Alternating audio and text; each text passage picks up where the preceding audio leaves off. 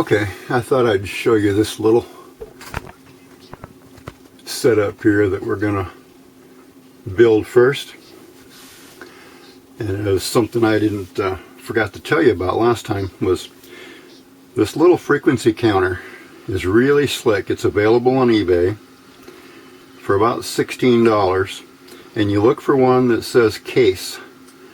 It's what do they call it, a oscillometer or something like that. They've got it listed.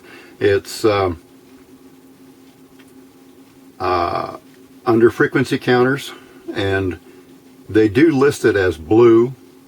The one I ended up with was green. I'm not complaining too much, but I would have preferred to have blue. But you'll see it listed as blue, and it's kind of a neat little deal. Let me show you. They don't explain anything in any of the literature that comes with it, but it's pretty slick. Right there it'll read frequency, and as you cycle it through the modes, it'll ask IF.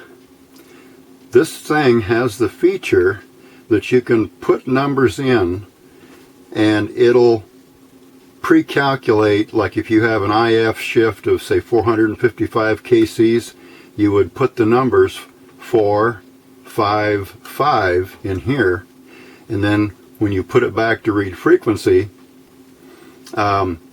it'll change or recalculate the incoming frequency and actually give you your received frequency. If you was to use this on say a receiver, but you didn't want to read the frequency of the local oscillator, you actually wanted to be able to have a display that would show you the frequency of your received signal. So just real quick, I'll show you how you get the numbers in there. This other little button, and mine is missing. It popped off one time, so I just use a pin to touch it. You have to cycle it all the way through, make it a 0, then you hit the top button, do the same thing, make it a 0. Now you can move into the kilohertz, and you would just simply put 4,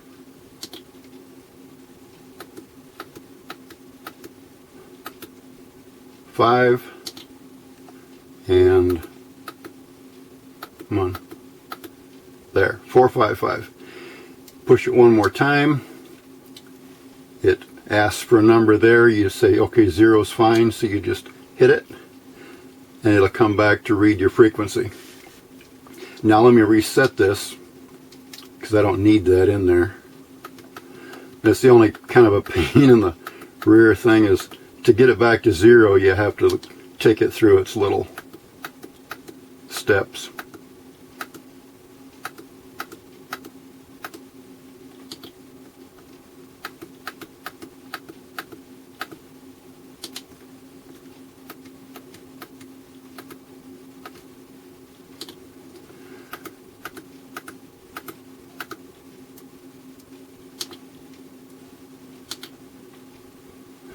Okay, now the other things it'll do, we can get it to read it.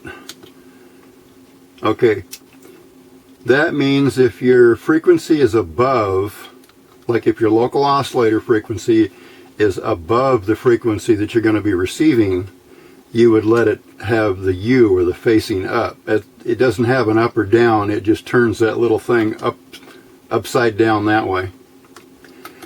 So if your local oscillator frequency is above the incoming frequency you want to receive, you'd let it be that.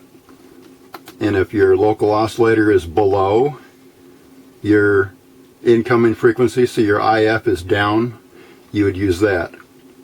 But most of the time, the stuff we're going to be building, I'm going to just leave it in the up state. Now, with it zeros, let me take it back. Whoop, come on. That's not what I want. Hitting the wrong buttons here. Okay. Now, with it left as zeros, it'll read directly. Whatever frequency it sees, it'll read. So we're just going to go through it That's okay. Channel A, they have A, B, and, or no, C. What does it say? Whoop. Let me come back. Try that again. I think that's automatic. Yeah, that's for low band, high band, and A is automatic. And I just have it set for automatic. It goes from like, I don't know, a couple hundred kilohertz all the way up to 60 megahertz, and then above 60 megahertz you would want it to use the high, and I think it takes it all the way up to in the hundreds of megahertz. But anyhow, I have it set for automatic. Like so. Okay. Now let me cycle it through. There's one more thing this thing does. Took me a while to figure this out. The L, that's the luminance. I could not figure out how to turn this thing down in brightness. And see, I mean, it just screams at you. So I leave it set in the 1 position. And that's how you get the brightness down, is you got to cycle it through, find the L. The one thing I haven't found yet is this one other thing here that it shows up. I think that's filter, some possibly digital or decimal filter or dither filter. I've got it on. It seems to make the readout stay more stable. So anyhow, that's where I have it set.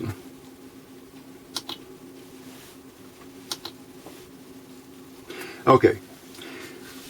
This is the little Q meter I was telling you about that I want to change. You see what a mess it is here. 2 chassis, separate. It was a good idea. I just had these little chassis, so I put it together just to see if it was a concept idea, see if it would work. It does work. I got the circuit figured out so I could make a schematic of it, and I'll just show you what it does. Turn the power supply on here.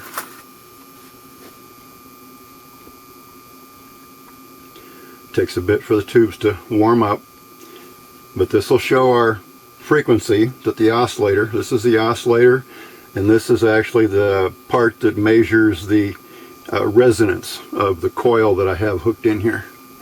Okay, here's the frequency. That's the actual frequency, because I haven't set it up for any of the IF things. That's direct reading. And see, we have an indication here. Now if I vary the frequency with the variable condenser over here, you see that changes, and we go away from the resonant point of this coil. So I just find out where our highest point is, and that's the frequency of resonant of that coil.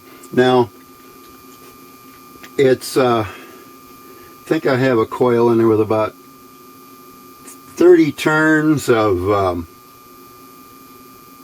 probably 30 gauge wire, I think is what that is. And I have a little capacitor across it. I think I've got a 45 picofarad cap across it. But from here I could take that coil off, put another one on, and then check another coil. Well, it's a little easier if this thing's all one piece. So that's this first thing we're going to build. This little guy right here. This will make it a whole lot easier. It's neater. It's all in one package. The 2 tubes, the buffer and the oscillator right here. And this is the voltmeter sensor right here.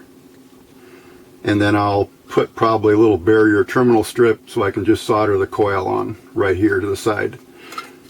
It'll have its own meter. This knob, or the hole here, is for the gain control. That's the one thing I didn't have to set it because it didn't peg the meter out. That's the only reason you need it. It's not calibrated. You just set it so you don't have the meter pegged. You want it kind of down to 0 without anything when there's nothing going on. and when it comes into resonant, it'll come up, but obviously if it hit the peg, you wouldn't be able to see where the peak was. So if you see that, you just turn that down, and then the meter will be within range. But this is what the first thing we're going to build, and I'll get started on that in the next video.